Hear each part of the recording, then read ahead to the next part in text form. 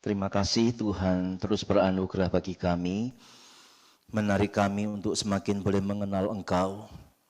Kami belajar bukan sekedar untuk memenuhi rasa ingin tahu kami, tapi kami belajar untuk mengenal Engkau ya Tuhan. Dalam sisi negatif supaya kami tidak tersesat dengan berbagai pengajaran yang menyesatkan di sekitar kami, tapi secara positif pengenalan kami akan Engkau membuat kami boleh semakin mengagumi Engkau, mengasihi-Mu. Dan dengan itu kami bisa memberikan hidup kami, tenaga kami, apa yang kami punya untuk bisa melayani-Mu selama ada kesempatan Engkau berikan pada kami dalam dunia ini. Kami akan belajar bersama-sama, Tuhan berkati, mampukan kami bisa mendengar dengan baik, berkonsentrasi, dan mampukan kami juga mengerti, dan berikanlah kepada kami aplikasi yang praktis sesuai dengan yang kami butuhkan masing-masing. Kami percaya Engkau beserta kami, berkatilah kami, dalam nama Yesus kami berdoa. Amin. Baik, malam hari ini kita masuk di doktrin yang baru, ya, yaitu doktrin Roh Kudus. Kita sudah menyelesaikan doktrin keselamatan. Untuk doktrin Roh Kudus ini kita akan mulai dengan tema kepribadian dan keilahian Roh Kudus. Dibandingkan dengan tema-tema Allah Tritunggal, tema-tema Kristologi ya. Tema Roh Kudus tidak terlalu sukar ya. Kalau dibandingkan dengan tema-tema yang tadi ya. Meskipun tema ini bukan tema yang sukar, tapi kita tetap mesti tertarik untuk bisa belajar bersama-sama ya. Mengapa tema ini kembali dipelajari? Karena kita tahu sepanjang sejarah ya, banyak ajaran-ajaran yang salah tentang Roh Kudus. Dan juga bukan hanya ajaran, tapi praktek yang salah berkenaan dengan Roh Kudus. Paling tidak kita kenal dua pihak ya. Yang pertama adalah saksi-saksi Yehova. Yang jelas mereka itu menolak Roh Kudus sebagai Allah. Mereka itu hanya percaya Roh Kudus sebagai tenaganya Allah atau kuasanya Allah. Jadi saksi Yehova itu menolak Roh Kudus sebagai pribadi Allah, menolak Roh Kudus sebagai Allah. Karena bagi mereka Roh Kudus sekedar sebagai tenaga atau kuasanya Allah saja. Dan tentu mereka sudah diindoktrinasi dengan berbagai macam argumentasi. Memang saksi Yehova ini terkenal sebagai bidat yang paling senang belajar Alkitab. Alkitabnya yang dipelajari ya tentu dengan penafsiran versinya mereka ya. Dengan pengertian versinya mereka yang tentu tidak benar. Tapi itu yang ada di sekitar kita ya, yang mengajarkan Roh Kudus itu bukan pribadi, bukan Allah, sekedar kuasa atau tenaga. Tapi di sisi lain, kelompok yang lain yang sangat sering bicara Roh Kudus, tetapi mempraktekkan praktek-praktek Roh Kudus yang sebenarnya tidak alkitabiah. Ya, kita tahu yang dimaksud kelompoknya adalah kelompok karismatik ya.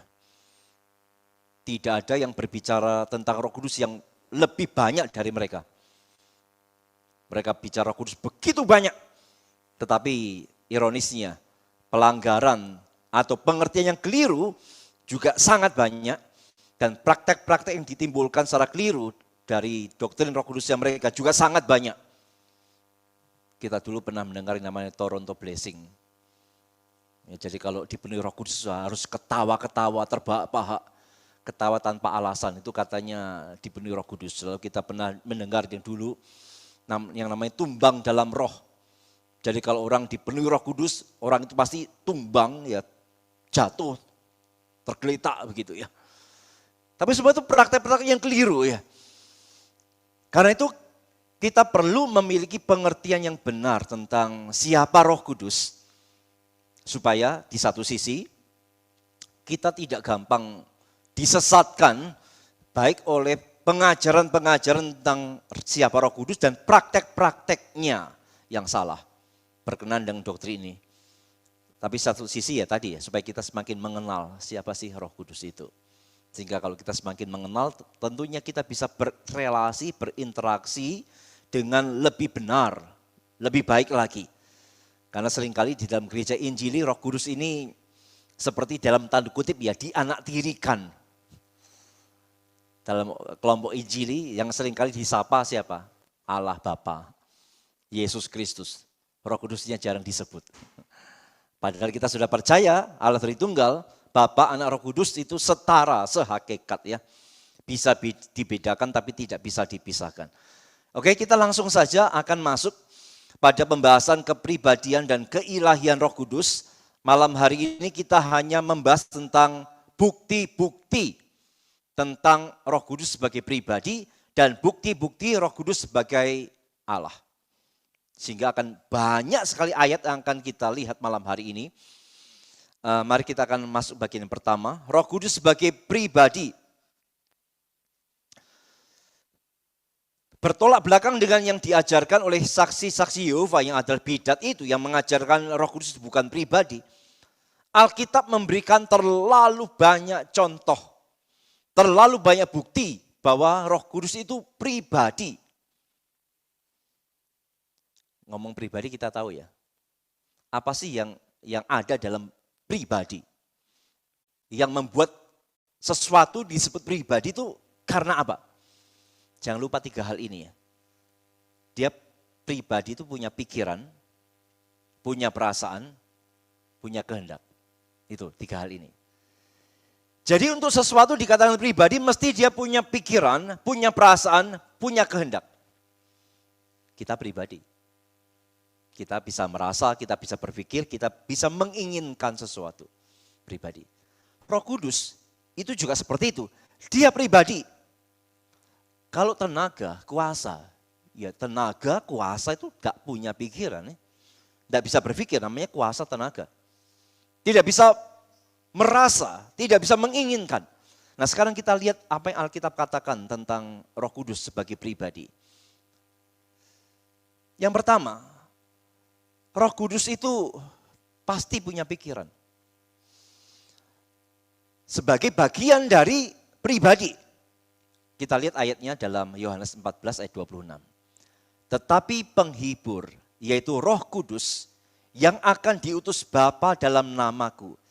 Dialah yang akan mengajarkan segala sesuatu kepadamu dan akan mengingatkan kamu akan semua yang telah kukatakan kepadamu. Jadi salah satu peran Roh Kudus dalam hidup orang percaya adalah dia dikatakan mengajar kita. Dan juga mengingatkan kita akan firman Tuhan. Hati-hati ya, bukan berarti, Roh Kudus yang ngajar saya. Kalau gitu ya enggak usah ikut ketam. Yang ngajar ketam pendeta, bukan Roh Kudus. Tidak, bukan dalam pengertian itu ya. Roh Kudus itu mengajar dalam pengertian adalah dia memberikan kepada kita pengertian. Kalau kita bisa mengerti firman, itu bukan karena kita hebat. Tapi Roh Kudus yang menerangi kita, membuat kita bisa mengerti. Kalau jemaat mengikuti renungan pagi yang berseri Injil Yohanes ya, kita melihat ya, bahwa orang-orang yang tidak diterangi Roh Kudus, gak bisa ngerti firman Tuhan. Termasuk yang menjelaskan Yesus sendiri. Berulang kali Yesus jelaskan ke orang Yahudi, ke orang Farisi ya. Dijelaskan tentang bukti kemesiasannya dia, segala macam. Dijelaskan dengan terang benderang, buktinya terlalu banyak. Dan mereka gak bisa nerima, gak bisa ngerti. Ya karena mereka bukanlah orang-orang yang menerima anugerah untuk diterangi hatinya, diberikan pengertian oleh Roh Kudus. Sehingga kita belajar firman, itu gak bisa kita ngandalkan hanya otak kita. Gak bisa. Bahkan sekelas doktor, profesor sekalipun, kalau tidak dibuat mengerti oleh Roh Kudus, mereka pasti menolak firman Tuhan. Bukankah banyak profesor, doktor yang juga tidak percaya Tuhan, menolak Alkitab segala macam ya. Bukan karena mereka kurang pintar, tapi mereka tidak memiliki anugerah Roh Kudus yang memberikan mereka pengertian. Jadi hari ini kalau kita punya kerinduan belajar firman, bisa mengerti, membaca Alkitab, mendengarkan renungan, mendengar khotbah, kita mendapatkan insight pengertian. Bersyukurlah itu karena Roh Kudus. Kalau bukan karena Roh Kudus kita tidak ngerti firman Tuhan. Siapapun yang jelasin ya. Siapapun yang jelasin. Siapapun yang khotbah. Tak bisa. Kalau Roh Kudus tidak mengajar. Dan Roh Kudus juga mengingatkan. Pernah enggak kita mengalami di dalam pergumulan, rasanya sudah mau putus asa. Tiba-tiba terbesit ayat-ayat firman Tuhan yang pernah kita dengar. Pencobaan yang kamu alami itu biasa. Jangan kamu khawatir, serahkan khawatirmu kepada Tuhan. Itu Roh Kudus yang ngerjakan. Nah, ketika Roh Kudus bisa mengajar kita, memberikan kepada kita pengertian dan mengingatkan kita, tidak mungkin kalau dia itu sekedar tenaga atau kuasa. Untuk bisa mengajar, untuk bisa mengingatkan, harus punya pikiran. Ya jelas ayat ini membuktikan Roh Kudus memang berpikir, dia punya pikiran. Dan pikiran adalah bagian dari pribadi. Ya. Yang berikutnya, Roh Kudus punya perasaan. Pribadi itu punya perasaan. Dan Roh Kudus punya perasaan. Di dalam Efesus 4 ayat 30. Dan janganlah kamu mendukakan Roh Kudus Allah yang telah memeteraikan kamu menjelang hari penyelamatan. Paulus mengatakan, jangan mendukakan Roh Kudus. Kalau Roh Kudus cuma tenaga atau kuasa, mana bisa dia didukakan? Bahwa Roh Kudus bisa berduka, ini berkaitan dengan bahwa dia bisa merasa. Duka itu kan masalah perasaan ya. Duka cita, suka cita, itu kan masalah perasaan. Dan Roh Kudus bisa merasa berduka. Kapan dia berduka? Yaitu ketika kita berdosa. Kita sudah belajar ya, begitu Roh Kudus masuk ke dalam hati kita, maka dia selama-lamanya ada di dalam hati kita. Dia bukanlah Roh Kudus yang keluar masuk ya. Itu bedanya dengan waktu perjanjian lama. Perjanjian lama, karya Roh Kudus berbeda ya. Dia diberikan hanya bagi orang-orang tertentu, bagi tugas khusus. Begitu tugasnya selesai atau orangnya tidak lagi bertugas, Roh Kudus yang diambil. Tapi dalam perjanjian baru, Roh Kudus akan hadir dalam diri orang percaya. Sekali dia hadir, selama-lamanya dia hadir. Dia tidak keluar masuk. Tetapi pada waktu kita berdosa, Roh Kudus yang di dalam kita itu berduka. Berduka. Nah, kalau dia punya perasaan berduka, maka ini membuktikan dia itu pribadi. Karena yang bukan pribadi, tidak punya perasaan. Termasuk salah satunya duka cita itu ya. Roma 15 ayat 30. Tetapi demi Kristus Tuhan kita dan demi kasih roh. Demi kasih roh, yaitu kasih dari Roh Kudus itu ya. Dan seterusnya itu bisa dibaca, tapi poinnya adalah Roh Kudus itu punya kasih. Punya perasaan cinta, punya perasaan kasih. Yang bukan pribadi tidak mungkin punya perasaan semacam ini. Tapi Roh Kudus punya perasaan bisa didukakan, dia punya kasih, bisa merasa kasih, maka jelas membuktikan dia itu pribadi, bukan sekedar kuasa atau tenaga. Berikutnya, Roh Kudus punya kehendak, yang jelas merupakan bagian dari pribadi. Di pribadi itu punya pikiran, punya perasaan, punya kehendak. Dalam hal kehendak, Roh Kudus pun memiliki kehendak. Di dalam 1 Korintus 12 ayat 11. Tetapi semuanya ini dikerjakan oleh Roh yang satu dan yang sama. Yang memberikan karunia kepada tiap-tiap orang secara khusus. Seperti yang dikehendakinya. Kepada setiap orang percaya, Roh Kudus memberikan karunia. Kepada satu yang lain dan yang lainnya bisa beda-beda karunianya, tidak sama. Berdasarkan apa Roh Kudus memberikan karunia itu? Bukan berdasarkan orangnya, tapi berdasarkan kehendaknya sendiri. Berikan karunia musik, nyanyi, khotbah, dan lain sebagainya. Ya. Jadi dia bisa memiliki kehendak. Oh, yang satu kasih karunia ini, yang satu kasih karunia itu. Membuktikan dia itu pribadi ya. Ada kehendak dari dalam dirinya sendiri. Jadi ini tiga hal ini sebenarnya sudah cukup membuktikan bahwa dia itu pribadi ya. punya pikiran, punya perasaan, punya kehendak. Tapi kita akan lanjut lagi ya, melihat bukti-bukti yang lain bahwa dia itu pribadi. Untuk Roh Kudus digunakan kata ganti orang. Kata ganti orang itu ya, ku, mu, aku, kamu, begitu ya. Kita lihat Kisah Rasul 13 ayat 2. Pada suatu hari ketika mereka beribadah kepada Tuhan dan berpuasa, berkatalah Roh Kudus, khususkanlah Barnabas dan Saulus bagiku untuk tugas yang telah kutentukan bagi mereka. Berkatalah Roh Kudus. Sebenarnya dari bagian ini sudah jelas ya, dia itu pribadi ya. Yang bukan pribadi mana bisa berkata-kata.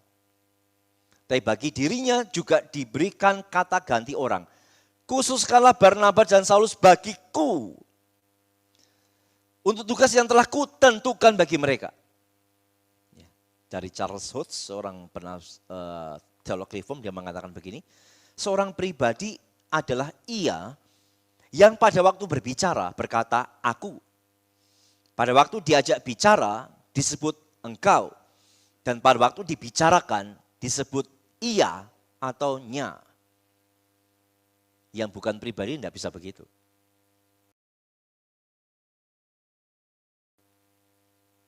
Kita tidak bisa ngomong kepada pohon mangga, kamu pohon mangga. Tidak bisa. Pohon mangga bukan pribadi. Kita tidak bisa bicarain pohon mangga dan mengatakan, itu loh, dia itu loh, tidak berbuah-buah. Sudah lama ditanam tidak buah-buah loh. Siapa dia? Pohon mangga ya, tidak cocok. Dia, kamu, itu hanya diperuntukkan pada yang pribadi. Ya. Dan itu tentang Roh Kudus ada bagian itu ya. Yang berikutnya, Roh Kudus melakukan hal-hal yang dilakukan oleh seorang pribadi. Contohnya, dia mengajar dan mengingatkan. Tadi sudah kita baca ya. Dia mengajar dan mengingatkan. Dia membuat kita mengerti. Dia mengingatkan firman Tuhan. Dan itu hanya bisa dilakukan oleh pribadi. Roh Kudus bersaksi. Mana bisa kuasa atau tenaga itu bersaksi? Dia bersaksi. Dan bersaksi hanya bisa dilakukan oleh pribadi. Yohanes 15 ayat 26. Jikalau penghibur yang akan kuutus dari Bapa datang, yaitu roh kebenaran yang keluar dari Bapa, ia akan bersaksi tentang aku. Roh Kudus bersaksi tentang Yesus. Jelas pribadi ya. Roma 8:16. Roh itu bersaksi bersama-sama dengan roh kita bahwa kita adalah anak-anak Allah.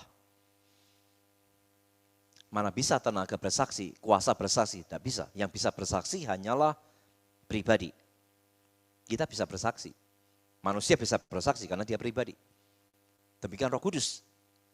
Bahwa dia bisa bersaksi membuktikan bahwa dia itu pribadi dan bukan sekedar kuasa Allah. Menginsafkan.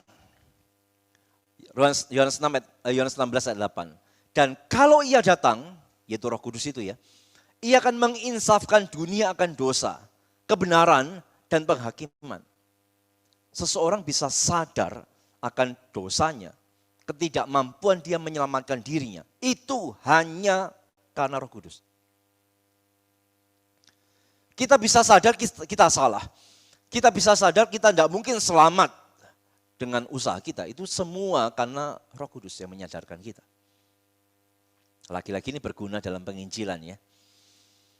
Berguna dalam penginjilan. Kalau kita sudah memberitakan Injil dan orangnya masih tetap tidak bisa sadar bahwa dia itu tidak mungkin selamat dengan usahanya.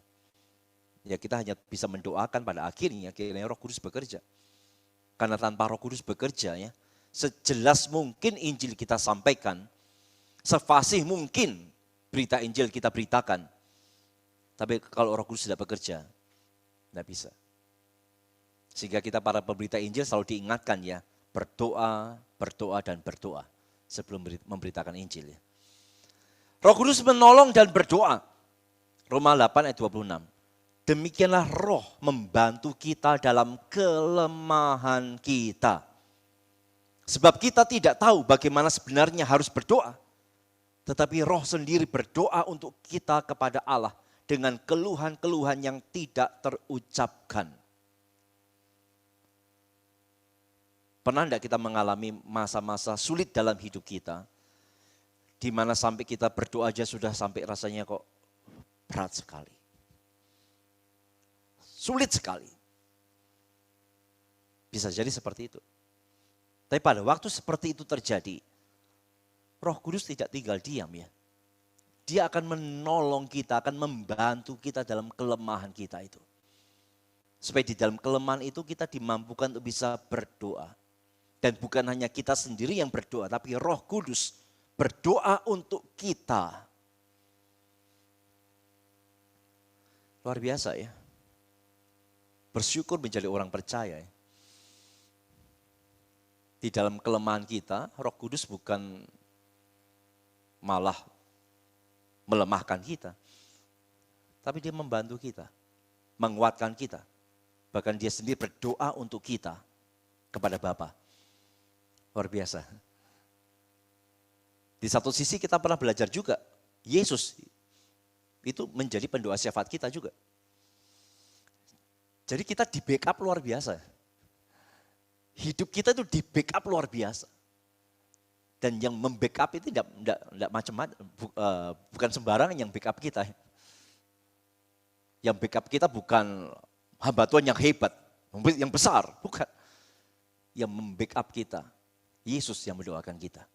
Dan Roh Kudus berdoa untuk kita di dalam kelemahan-kelemahan kita. Jadi hari ini kalau kita bisa kuat ya jangan sombong. Kalau kita bisa kuat hari ini jangan sombong. Itu tentu karena Kristus yang berdoa bagi kita, yang bersyafaat bagi kita. Dan juga Roh Kudus yang berdoa dengan keluhan-keluhan yang tidak terucapkan itu. Tapi hati-hati ya. Wah, ternyata sudah ada yang mendoakan aku. Yesus bersyafaat buat aku. Roh Kudus berdoa untuk pergumulanku. Kalau begitu, sudah aku tidak usah doa. Bukan begitu. Bukan begitu. Tetap bagian kita harus berdoa. Harus berdoa. Tapi justru kebenaran menguatkan kita. Ternyata bukan kita sendiri kok yang berdoa. Kita tidak pernah sendiri dalam pergumulan kita. Yesus bersyafaat untuk kita. Roh Kudus berdoa untuk kita kepada Bapa juga. Sehingga kita bisa kuat. Ya, bersyukur sekali. Dan tidak mungkin kalau dia bukan pribadi, dia bisa melakukan hal ini ya. Tentu karena dia pribadi maka dia bisa menolong kita dan bisa berdoa untuk kita. Roh Kudus melakukan hal-hal yang dilakukan oleh seorang pribadi, yaitu dia memimpin. Dia berkata, dia memerintah. Roma 8 ayat 14. Semua orang yang dipimpin Roh Allah adalah anak Allah. Roh Kudus memimpin, jelas dia pribadi. Kisah Rasul 8 ayat 29. Lalu kata Roh kepada Filipus, pergilah ke situ dan dekatilah kereta itu. Roh Kudus berkata, mana bisa kuasa atau yang bukan pribadi berkata. Kisah Rasul 13 ayat 2. Pada suatu hari ketika mereka beribadah kepada Tuhan dan berpuasa, berkatalah Roh Kudus, khususkanlah Barnabas dan Saulus bagiku untuk tugas yang telah kutentukan bagi mereka. Roh Kudus memerintah supaya Barnabas dan Saulus dikhususkan, diutus untuk memberitakan Injil. Jadi lagi-lagi ini bukti yang sangat banyak bahwa Roh Kudus seorang pribadi. Kita lanjut lagi, masih banyak yang dilakukan Roh Kudus sebagai pribadi. Dia melarang, dia memutuskan. Dalam Kisah Rasul 16 ayat 6 dan 7. Mereka melintasi tanah Frigia dan tanah Galatia. Karena Roh Kudus mencegah mereka untuk memberitakan Injil di Asia. Dan setibanya di Misia, mereka mencoba masuk ke daerah Bitinia. Tetapi Roh Yesus tidak mengizinkan mereka. Dalam hal ini Roh Yesus dan Roh Kudus adalah pribadi yang sama ya. Hanya memiliki nama yang berbeda. Tapi jangan juga terpancing untuk menyimpulkan, oh berarti pribadinya Yesus dan pribadinya Roh Kudus sama loh. Tidak. Pribadinya beda, tapi namanya Roh Kudus itu juga bisa dengan nama Roh Yesus. Meskipun pribadi Yesus dan pribadi Roh Kudus itu berbeda. Dalam hal ini Roh Kudus bisa mencegah seseorang memberitakan Injil. Tapi ini jangan jadi alasan kita ya. Kenapa kamu tidak PI? Kayak Roh Kudus mencegah saya tidak PI. Dalam hal ini konteksnya adalah dia mencegah untuk ke suatu tempat untuk dialihkan ke tempat yang lain. Kalau tidak PI dengan alasan Roh Kudus mencegah, tapi kemudian tidak kemana-mana, ya jelas itu bukan Roh Kudus itu. Itu roh malas. Dalam hal ini dia mencegah, jangan ke situ dulu, kealihkan tempat yang lain. Artinya Roh Kudus mengarahkan mereka. Ya. Roh Kudus juga memutuskan ya, dalam Kisah Rasul 15 ayat 28. Sebab adalah keputusan Roh Kudus dan keputusan kami. Supaya kepada kamu jangan ditanggungkan lebih banyak beban daripada yang perlu ini. Jadi ada keputusan Roh Kudus.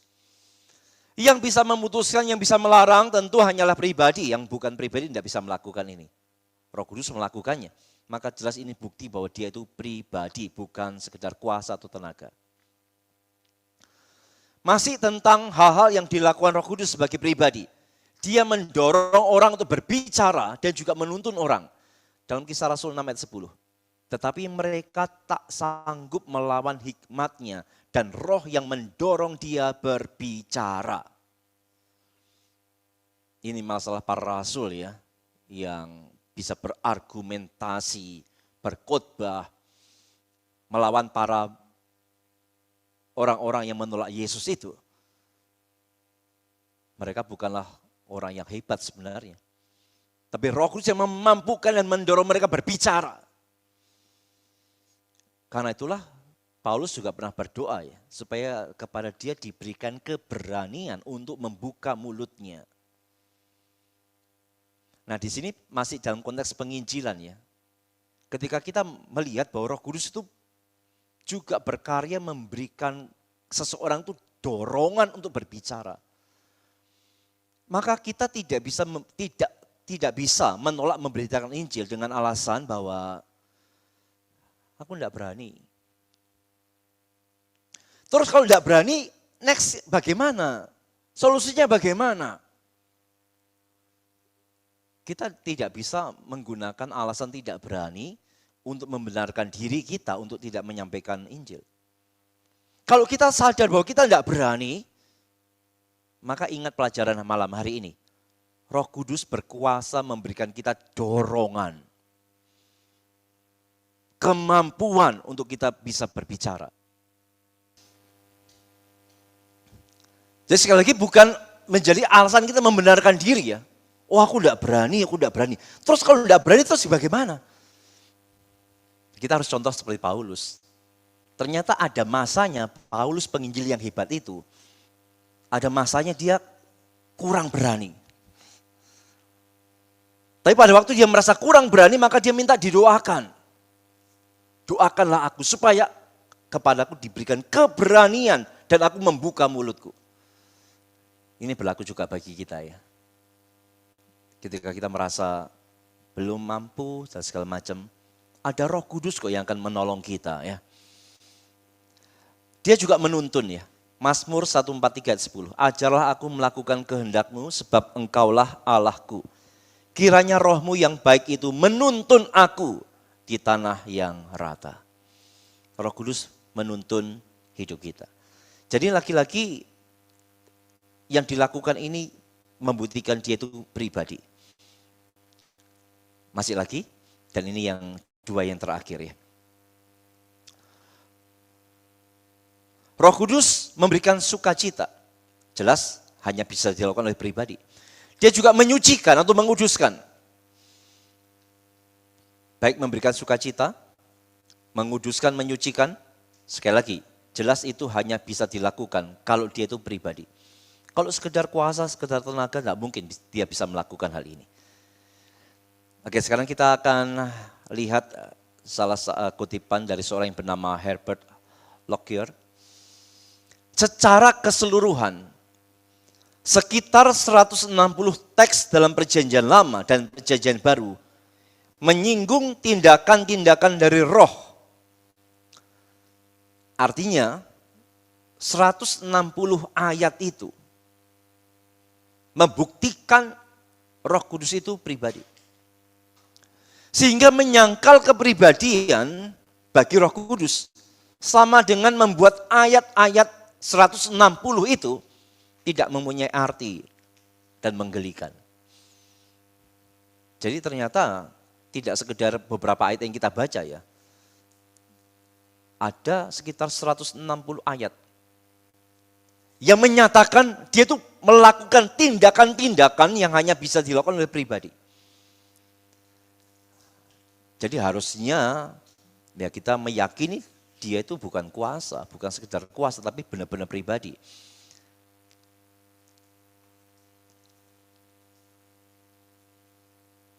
Oke, kita lanjut. Masih tentang bukti Roh Kudus sebagai pribadi.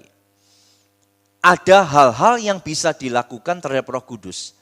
Dan itu hanya bisa dilakukan terhadap pribadi. Contoh, mendukakan. Tadi sudah kita bahas ya. Jangan mendukakan Roh Kudus. Kalau Roh Kudus bukan pribadi, tidak mungkin dia bisa didukakan. Bahwa dia bisa didukakan, ada orang yang mendukakan dia, maka itu membuktikan dia itu pribadi. Ada orang yang menentang Roh Kudus. Dan menentang Roh Kudus berarti menentang yang berpribadi. Kisah Rasul 7 ayat 51. Hai orang-orang yang keras kepala dan yang tidak bersunat hati dan telinga. Kamu selalu menentang Roh Kudus. Sama seperti nenek moyangmu, demikian juga kamu. Bahwa Roh Kudus bisa ditentang, adanya orang-orang yang menentang dia. Lagi-lagi membuktikan bahwa dia itu pribadi. Tidak mungkin kita menentang kuasa, menentang tenaga. Roh Kudus, ada orang yang menghujat Roh Kudus, ada orang yang menghina Roh Kudus. Ya. Membuktikan sekali lagi dia itu pribadi. Lanjut lagi, mendustai dan mencobai. Bahwa Roh Kudus bisa didustai, dia bisa dicobai. Ini satu kisah yang terkenal ya, yaitu kisah Ananias dan Safira itu dalam Kisah Rasul pasal 5 ayat 3 dan 9. Kita perhatikan ya. Tetapi Petrus berkata, Ananias, mengapa hatimu dikuasai iblis, sehingga engkau mendustai Roh Kudus dan menahan sebagian dari hasil penjualan tanah itu? Kata Petrus, mengapa kamu berdua bersepakat untuk mencobai Roh Tuhan? Lihatlah orang-orang yang baru mengubur suamimu berdiri di depan pintu dan mereka akan mengusung engkau juga keluar. Ini mendustai dan mencobai hanya bisa dilakukan terhadap pribadi. Dan ternyata Ananias dan Safira itu mendustai dan mencobai Roh Kudus. Ya, sekali lagi, itu membuktikan dia itu pribadi. Dan bukti yang lain bahwa Roh Kudus itu pribadi adalah di dalam amanat agung Yesus. Dalam Matius 28 ayat 19. Karena itu pergilah, jadikanlah semua bangsa muridku, dan baptislah mereka dalam nama Bapa dan Anak dan Roh Kudus. 3 nama ini disejajarkan. Bapa, Yesus, Roh Kudus. Bapa pribadi, Yesus pribadi, maka tidak mungkin Roh Kudusnya tidak pribadi. Mereka sejajar kok. Apalagi dalam kata nama itu dalam bentuk tunggal ya. Tidak masuk akal kalau Bapanya pribadi, Yesusnya pribadi, Roh Kudusnya cuma kuasa. Tidak mungkin. Sekali lagi dari Charles Hodge, kita dibaptis bukan hanya dalam nama dari Bapa dan dari Anak, tetapi juga dari Roh Kudus. Persatuan dari roh dalam hubungan seperti itu dengan Bapa dan Anak. Karena mereka diakui sebagai pribadi-pribadi yang berbeda, membuktikan bahwa roh juga adalah seorang pribadi. Di samping itu, penggunaan dalam nama tidak memungkinkan penjelasan yang lain. Dengan baptisan, kita mengaku untuk mengakui roh seperti kita mengakui Bapa dan Anak. Dan kita mengikat diri kita sendiri kepada yang satu seperti kepada yang lain. Sangat masuk akal.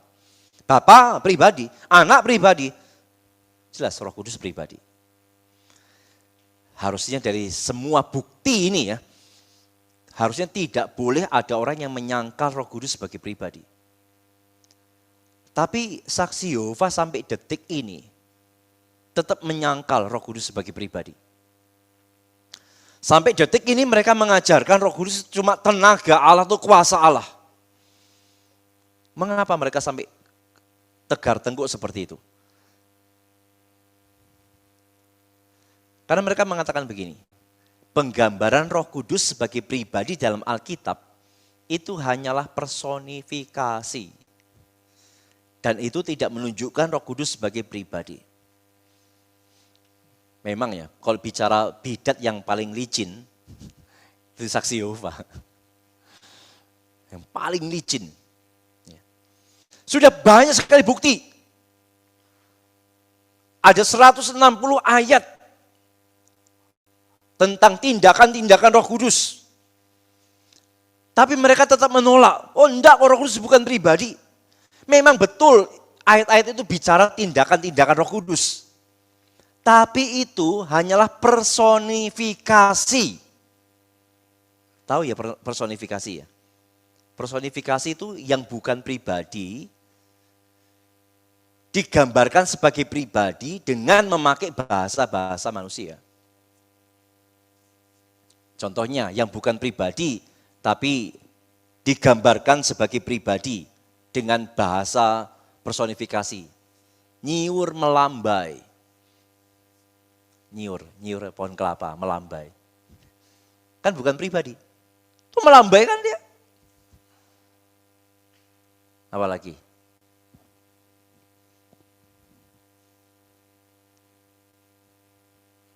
Di dalam Alkitab ada hikmat. Hikmat berseru. Hikmat kan bukan pribadi. Berseru. Dikenakan personifikasi.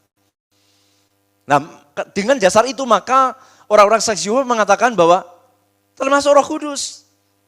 Roh Kudus itu bukan pribadi, hanya dia dipersonifikasi dengan bahasa-bahasa pribadi. Bagaimana menjawab ini? Ini ada jawabannya sudah ya. Di dalam Alkitab memang ada personifikasi. Di mana sesuatu yang sebetulnya bukan pribadi, tetapi digambarkan sebagai pribadi. Tapi ini yang penting. Kalau Alkitab di tempat tertentu mempersonifikasikan sesuatu, maka dalam bagian-bagian yang lain di dalam Alkitab tidak selalu hal itu dipersonifikasikan. Tetapi Roh Kudus selalu secara terus-menerus dinyatakan sebagai pribadi. Maka ini menunjukkan bahwa hal itu bukanlah suatu personifikasi, tetapi merupakan pernyataan yang sebenarnya. Dan ini menunjukkan bahwa Roh Kudus betul-betul adalah pribadi. Jadi untuk menjawab saksi Yehova yang mengatakan, betul Roh Kudus dikatakan mengajar, mengingatkan, berduka, segala macam, betul. Tapi itu cuma personifikasi saja. Maka jawabannya seperti ini. Itu tidak mungkin personifikasi. Karena semua yang tentang Roh Kudus, itu tidak ada yang menunjuk yang bukan pribadi. Sedangkan yang personifikasi, kalau itu benar-benar personifikasi, itu pasti ada bagian yang dipersonifikasikan, ada bagian yang tidak. Contoh hikmat. Di dalam Alkitab hikmat memang dipersonifikasikan ya, dibuat seperti pribadi. Seperti tadi ya, hikmat berseru segala macam. Tapi di bagian lain Alkitab, hikmat ya hikmat. Contohnya, kita kan disuruh mintalah hikmat. Jadi di dalam Alkitab ada hikmat yang dipersonifikasi, ada hikmat yang tidak dipersonifikasi. Maka kita bisa tahu bahwa hikmat ini memang ya, kalau dia dikenakan bahasa manusia, maka itu personifikasi dan itu bukan pribadi. Tapi Roh Kudus, semua yang dikatakan Alkitab tentang Roh Kudus, itu bukanlah personifikasi. Karena tidak ada sebagian bicara Roh Kudus tentang personifikasi, sebagian bicara Roh Kudus yang bukan personifikasi, tidak ada. Semua bicara tindakan-tindakan sebagai pribadi. Ya, itu jawabannya. Untuk menjawab saksi Yehova. Oke, kita sekarang masuk di bagian tentang Roh Kudus adalah Allah. Kita akan langsung lihat buktinya bahwa Roh Kudus itu adalah Allah sendiri ya. Sekali lagi saudara, kalau belajar ini mesti ingat konsep Tritunggalnya dulu ya. Supaya jangan salah kaprah tentang konsep Allah kita begitu. Ketika mengatakan Bapa itu Allah, Yesus Allah, Roh Kudus Allah, jangan pernah berpikir tentang tiga Allah ya. Kita tidak menyembah tiga Allah, kita menyembah satu Allah. Satu natur, satu hakikat Allah yang di dalamnya ada tiga pribadi yang berbeda. Tidak terpisahkan tapi bisa dibedakan. Ya. Dan Roh Kudus itu sebagai Allah, artinya dia sebagai pribadi Allah yang setara dengan Bapa, setara dengan Yesus, tapi bukan tiga Allah, tapi tetap satu hakikat Allah. Kita lihat beberapa bukti tentang keilahian Roh Kudus. Yang pertama, Roh Kudus dan Allah itu dinyatakan secara interchangeable atau bisa dibolak-balik. Contohnya adalah kisah Ananias dan Safira tadi ya. Kita coba lihat, perhatikan. Bagian yang saya berikan kalimat yang saya tebal itu diperhatikan ya. Tetapi Petrus berkata kepada Ananias, mengapa hatimu dikuasai iblis? Sehingga engkau mendustai Roh Kudus. Jadi siapa yang didustai? Roh Kudus. Ayat 4, selama tanah itu dijual, bukankah itu tetap kepunyaanmu? Dan setelah dijual, bukankah hasilnya itu tetap kuasamu? Mengapa engkau merencanakan perbuatan itu dalam hatimu? Engkau bukan mendustai manusia, tetapi mendustai Allah. Tapi di atas, yang didustai siapa? Roh Kudus. Ayat 4, yang didustai Allah. Ya jelas, ini bicara pribadi yang sama. Berarti ya Roh Kudus ya sama dengan Allah. Ayat 9a, kata Petrus, mengapa kamu berdua bersepakat mencobai roh Tuhan? Ya, jadi dari kalimat ini sudah jelas ya, bahwa Roh Kudus itu adalah Allah itu sendiri. Roh Kudus dan Allah dinyatakan secara interchangeable, misalkan dalam 1 Korintus 3 ayat 16 dan 1 Korintus 6 ayat 19. Tidak tahukah kamu bahwa kamu adalah bait Allah dan bahwa roh Allah diam di dalam kamu. Bandingkan dengan 1 Korintus 6 ayat 19. Atau tidak tahukah kamu bahwa tubuhmu adalah bait Roh Kudus? Di pasal 3 ayat 16, kita inilah bait Allah. Pasal 6 ayat 19, kita inilah bait Roh Kudus. Sama, bait Allah, bait Roh Kudus. Berarti Allahnya sama dengan Roh Kudus. Roh Kudus yang kamu peroleh dari Allah. Dan bahwa kamu bukan milik kamu sendiri. Jadi dipakai interchangeable ya. Dibolak-balik sama aja. Itu bukti bahwa Roh Kudus adalah Allah.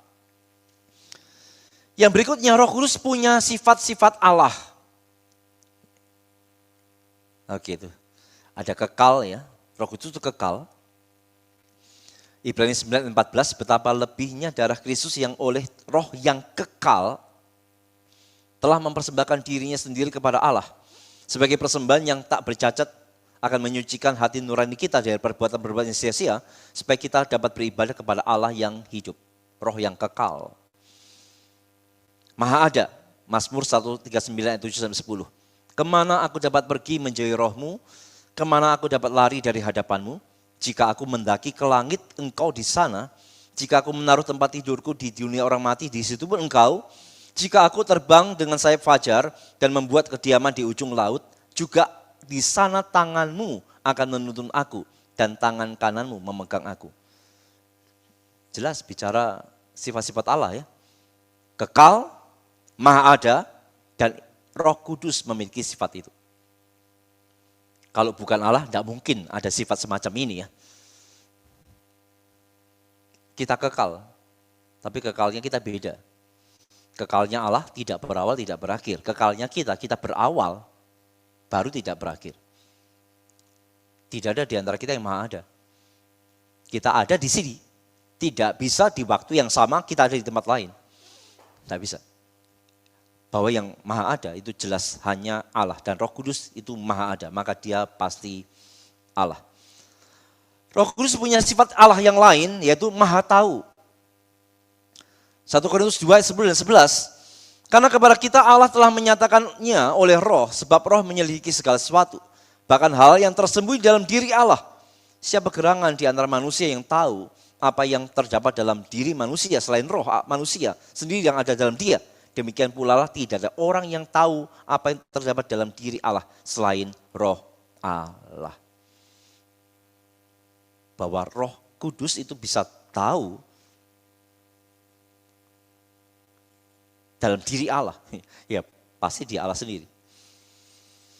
Roh Kudus punya sifat-sifat Allah yang lain yaitu maha kuasa. Dalam hal ini dia mencipta. Pada mulanya Allah menciptakan langit dan bumi. Bumi belum berbentuk dan kosong, gelap gulita menutupi samudera raya, dan roh Allah melayang-layang di atas permukaan air. Seringkali kalau kita bicara penciptaan, seringkali yang kita pikirkan cuma Bapa yang cipta ya. Tidak. Penciptaan dilakukan oleh Allah Tritunggal, saudara ya. Bapa, Yesus, Roh Kudus mencipta. Ya. Dalam bagian ini dikatakan Roh Allah melayang-layang di atas permukaan air. Dan mungkin dia sekedar melayang-layang ya. Dan ini jelas ada dalam konteks penciptaan. Ayat 33 ayat 4. Roh Allah telah membuat aku dan nafas yang maha kuasa membuat aku hidup. Bahwa dia mencipta, maka jelas dia itu maha kuasa. Dan karena dia maha kuasa, jelas dia adalah Allah sendiri. Roh Kudus punya sifat Allah yang lain, yaitu suci. Jelas namanya Roh Kudus ya, jelas dia punya suci, bahkan dia maha suci. Lanjut. Roh Kudus melakukan pekerjaan-pekerjaan ilahi. Tadi ya penciptaannya. Kita tidak percaya bumi ini hasil dari Big Bang atau sebuah evolusi murni, ya, tidak. Kebetulan bukan, tapi benar-benar dicipta. Dan jelas Roh Kudus itu mencipta, maka dia adalah Allah. Karena penciptaan semacam itu hanya bisa dilakukan oleh Allah sendiri. Roh Kudus melakukan pekerjaan-pekerjaan ilahi yang lain, yaitu melahirbarukan. Yohanes 3, 5 dan 6. Jawab Yesus, aku berkata kepadamu, sesungguhnya jika seorang tidak dilahirkan dari air dan roh. Kita sudah perbaiki terjemahannya ya, yang waktu kita bahas. Sesungguhnya jika seorang tidak dilahirkan dari air, yaitu roh, ia tidak dapat masuk ke dalam kerajaan Allah. Apa yang dilahirkan dari daging adalah daging, dan apa yang dilahirkan dari roh adalah roh. Jadi, Roh Kudus bisa melahirbarukan. Melahirbarukan artinya orang yang mati rohani, dihidupkan rohaninya. Jelas itu hanya bisa dilakukan oleh Allah. Tidak mungkin dilakukan oleh manusia, tidak bisa. Kita bisa dilahirbarukan, itu membuktikan Roh Kudus adalah Allah sendiri. Roh Kudus melakukan pekerjaan-pekerjaan ilahi, yaitu mengampuni dosa. Ibrani 10 ayat 15 sampai 17. Dan tentang hal itu Roh Kudus juga memberi kesaksian kepada kita. Sebab setelah ia berfirman, inilah perjanjian yang akan kuadakan dengan mereka. Sesudah waktu itu, ia berfirman pula, aku akan menaruh hukumku di dalam hati mereka dan menuliskannya dalam akal budi mereka. Dan aku tidak lagi mengingat dosa-dosa dan kesalahan mereka. Roh Kudus mengampuni dosa. Yesus mengampuni dosa. Bapa mengampuni dosa. Itu hanya dilakukan oleh Allah. Tapi mungkin ada yang tanya, kita kan ngampuni dosa juga. Apakah kita juga Allah? Ya beda dong. Kita ngampuni kesalahan orang kepada kita, tapi kita tidak bisa mengampuni kesalahan orang kepada Allah. Ya. Tapi kalau Allah sendiri mengampuni kesalahan orang kepada dirinya sendiri. Dan yang terakhir, bukti Roh Kudus sebagai Allah. Bukti Roh Kudus adalah Allah. Nama Roh Kudus ditempatkan dalam posisi yang sejajar dengan nama Bapa dan Anak. Tadi sudah kita bahas, termasuk waktu membahas bahwa dia itu pribadi ya. Matius 28 ayat 19. Karena itu pergilah, jadikanlah semua bangsa muridku dan baptislah mereka dalam nama Bapa dan Anak dan Roh Kudus. Kalau Bapa adalah Allah, Anak adalah Allah, Tidak mungkin Roh Kudusnya ada Allah. Tapi ingat bukan 3 Allah ya, 1 Allah. Nama di sini dalam bentuk tunggal ya. 2 Korintus 13 ayat 13. Kasih karunia dari Tuhan Yesus Kristus dan kasih Allah, tentu Bapa di situ dimaksud, dan persekutuan Roh Kudus menyertai kamu sekalian. Ada 3 pribadi di sana. Kristus, Bapa, Roh Kudus. Jelas ini bicara kesejajaran ya. Sehakikat, setara. Jadi ini membuktikan bahwa Roh Kudus adalah Allah sendiri. Baik, malam hari ini kita hanya membahas sampai di sini saja tentang bukti-bukti bahwa Roh Kudus sebagai pribadi dan adalah Allah sendiri. Ini untuk mengcounter dari saksi-saksi Yehova yang dengan kesesatannya mengajarkan Roh Kudus sekedar kuasa, sehingga bagi mereka Roh Kudus bukan pribadi dan Roh Kudus bukan Allah. Kalau saudara menghadapi mereka, boleh ingat ayat-ayat ini, ya. Ya kalau dimungkinkan bisa memberikan penjelasan kepada mereka ya tentang Roh Kudus bukan sekedar tenaga atau kuasa, bahwa dia itu benar-benar pribadi dan dia itu pribadi dari Allah sendiri. Oke, malam hari kita hanya sekian membahas bukti-buktinya ya, mungkin cukup membosankan karena bicara bukti ya. Oke, ada yang mau ditanggapi? Ada yang mau ditanyakan? Tes, ya. Mengenai Roh Yesus itu, Musa, apakah Roh Yesus itu adalah Roh Kudus? Ya. Seperti yang saya jelaskan, itu nama. Jadi Roh Kudus punya banyak nama, dan salah satu namanya adalah nama Roh Yesus. Dan memang ini pertanyaan ini akan terkait dengan satu pertanyaan yang susah, agak sulit, yaitu Bapa, Anak, Roh Kudus. Ini berapa roh? Tritunggal itu berapa roh? 1 roh atau 3 roh? Di dalam Reform sendiri pun terbelah 2. Ada yang mengatakan dalam Tritunggal ini, kalau satu hakikatnya jelas, sepakat semua satu hakikat ya. Cuma apakah satu hakikat itu bicara 1 roh atau 3 roh? Ini dalam kelompok Reform pun terbelah 2. Ada yang mengatakan 1 roh.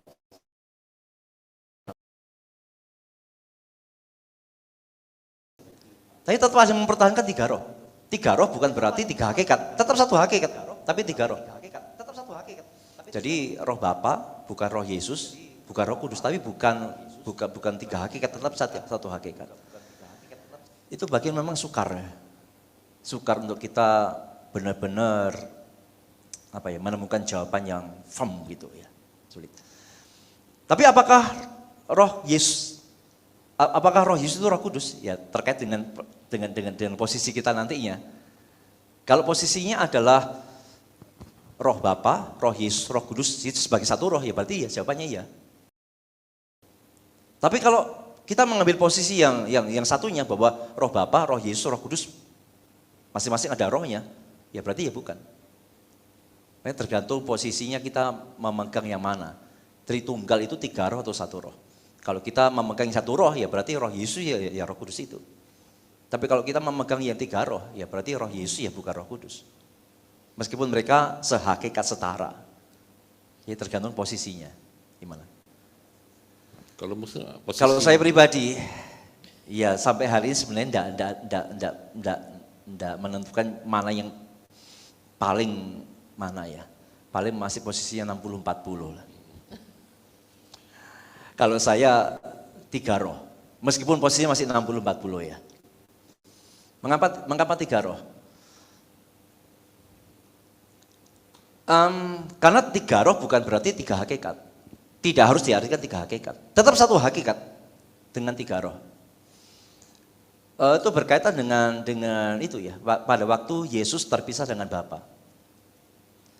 Waktu Yesus terpisah dengan Bapa, dia terpisah dalam hal apa sih? Kan terpisahnya bukan kemanusiaan Yesus dengan Bapa terpisah, bukan itu kan. Waktu Yesus berpisah dengan Bapa kan bukan terpisahnya kemanusiaan Yesus dengan keilahiannya dia, tidak. Saya meyakini waktu Yesus terpisah dengan Bapa itu benar-benar semacam keterpisahan relasi antara Yesus dengan Bapa sebagai Allah. Bukan keterpisahan lokal ya, tapi keterpisahan relasi. Nah kalau itu diartikan sebagai keterpisahan relasi, maka lebih cocok untuk mengatakan ya roh Yesus dengan roh Bapa dua roh yang berbeda. Karena kalau kita mengatakan itu keterpisahan Yesus dengan Bapa sebagai keterpisahan Allah dengan Allah, tapi kita mengakui satu roh itu agak sulit, lebih sulit lagi dimengerti bagian itu. Nah, sehingga posisi saya lebih cenderung sampai detik ini ya untuk mengatakan bahwa dalam Tritunggal itu ya tiga roh. Bukan dalam pengertian tiga hakikat loh ya, jangan salah. Tetap satu hakikat. Tapi roh Bapa, roh Yesus, roh Kudus itu bisa dibedakan tapi tidak bisa dipisahkan. Sebagaimana pribadinya ya. Pribadinya kan tidak terpisah. Bapa, Yesus, roh Kudus kan dalam Tritunggal pribadinya kan tidak terpisah. Tapi bisa dibedakan. Sehingga kalau ditanyakan ke Morty apakah roh Yesus dan roh Kudus itu sama? Ya menurut saya sama dalam namanya saja. Kalau rohnya ya roh masing-masing. Gitu. Iya. Oke, thank you Musa. Sama-sama. Yang lain? Oh ada pertanyaan.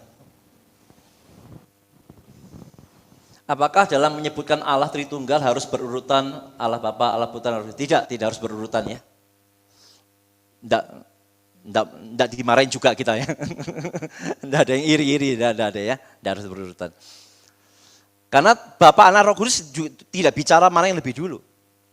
Mereka sama kekalnya ya.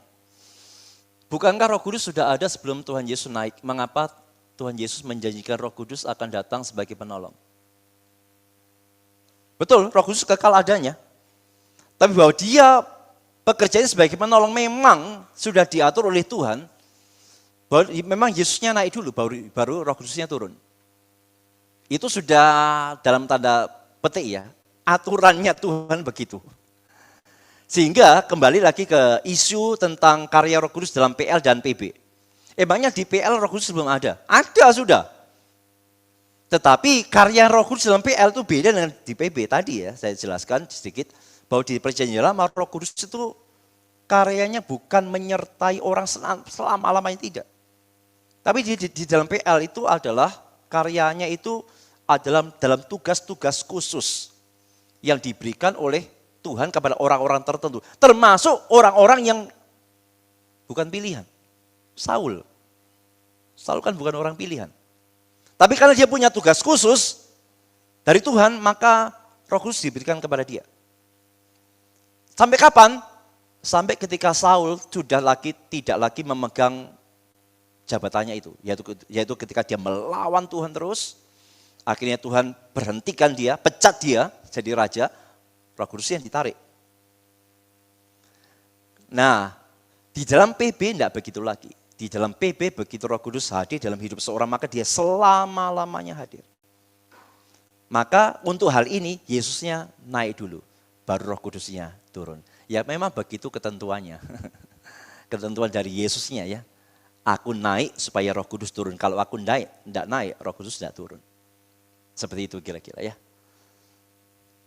Bukan masalah keberadaannya, tapi memang masalah karyanya memang sudah ditentukan seperti itu. Kalau keberadaannya jelas dia kekal ya. Ada yang lain? Ya, Wan, silakan Wan. Ada mic kah?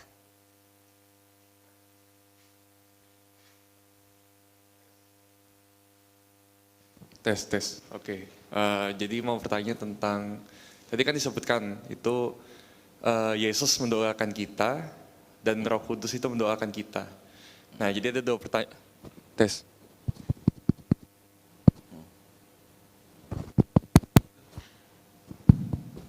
Oke, jadi ada dua pertanyaan. Yang pertama, mengapa Yesus dan Roh Kudus itu mendoakan kita, gitu?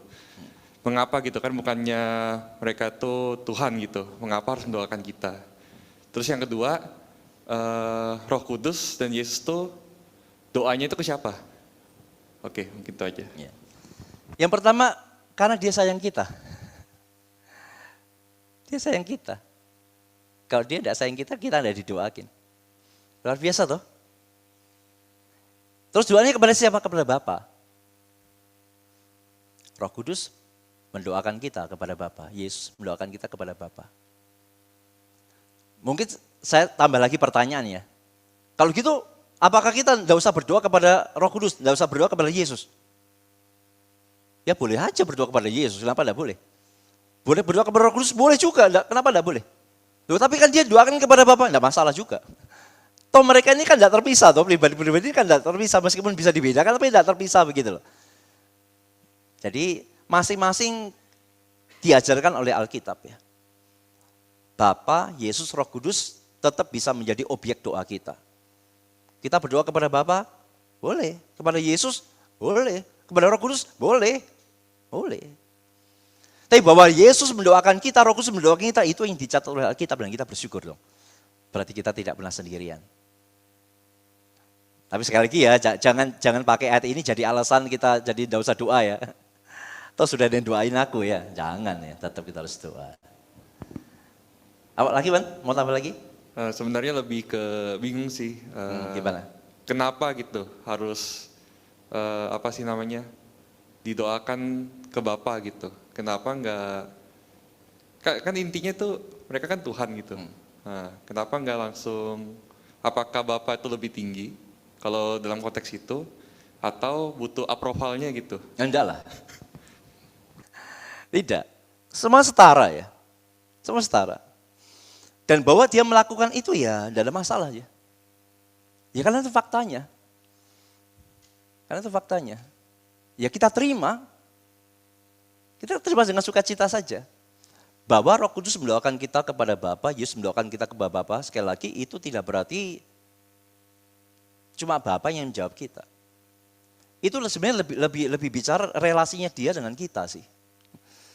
Jadi tidak usah dipusingkan nanti yang jawab aku siapa ya. Bapa kah, Yesus kah, Roh Kudus? Loh kalau mereka kerja bukan kerja terpisah kok. Tidak pernah ya Allah Tritunggal itu kerja di mana satu kerja yang dua nganggur. Tidak ada begitu. Semua dikerjakan sama-sama. Ya hanya memang ada bagian-bagian yang khusus ya. Yang lebih ditonjolkan Bapanya, lebih ditonjolkan Yesusnya, lebih ditonjolkan Roh Kudusnya. Cek. Ya. Tapi pekerjaan Tritunggal itu satu, Awan, satu. Jadi pada waktu Bapa menjawab, bukan berarti Roh Kudus dan Yesus ya diam loh. Tidak. Jadi pertanyaan Awan sekali lagi ya itu sebenarnya lebih berkenaan dengan kitanya, bahwa siapa sih kita bagi Roh Kudus? Siapa sih kita bagi Yesus? Bahwa kita adalah pribadi-pribadi yang sangat dicintai. Dikasih sampai mereka memikirkan kita, mendoakan kita. Begitu kira-kira ya. Nah, ya. Ada yang lain?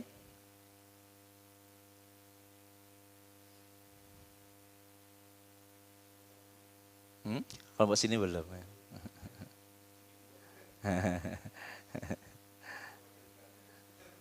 Ada lagi yang di Zoom silakan.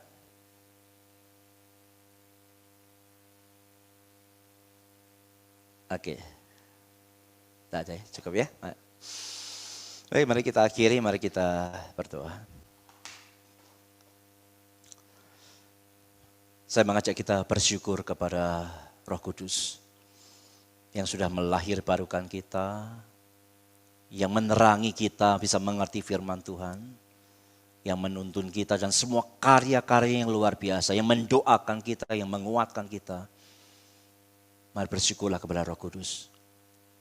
Dan mohon dia terus memimpin kita dalam menjalankan kehidupan kita.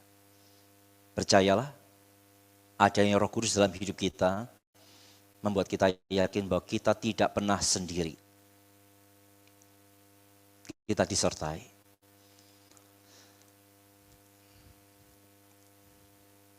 Betapa kami adalah orang-orang yang sungguh-sungguh Engkau anugerahi ya Tuhan. Kami bukan hanya menerima anugerah keselamatan di dalam Kristus, tapi kami juga menerima anugerah Roh Kudus yang begitu luar biasa. Kalau Roh Kudus tidak dianugerahkan bagi kami, tak mungkin hari ini kami bisa percaya pada Yesus. Tak mungkin kami bisa mengerti akan firman Tuhan. Tak mungkin kami memiliki kerinduan untuk melayani Tuhan. Tak mungkin kami bisa kuat menghadapi pergumulan kami. Tapi kami percaya bahwa semua yang kami boleh alami sampai detik ini, karena Roh Kudus ada dalam hidup kami. Terima kasih ya Roh Kudus. Sertai kami terus. Pimpin kami terus. Tuntun kami terus. Dan kami percaya Engkau tidak pernah meninggalkan kami. Terima kasih Tuhan. Berkati seluruh jemaat-Mu. Mampukan untuk bisa terus punya semangat belajar. Dan biarlah dengan belajar ini, pemahaman kami ditambahkan, pengertian kami dibaharui. Dan mampukan kami juga menjadi berkat bagi orang lain. Termasuk bagi mereka yang sedang bergumul tentang kebenaran ini. Bahkan mungkin sedang tersesat. Mampukan kami untuk bisa menjadi berkat bagi mereka, mengarahkan mereka kepada doktrin Roh Kudus sebagaimana yang Alkitab ajarkan. Terima kasih buat malam hari ini. Terima kasih buat pimpinan Tuhan. Kami mengakhiri akan kelas ini. Dalam nama Yesus kami berdoa. Amin.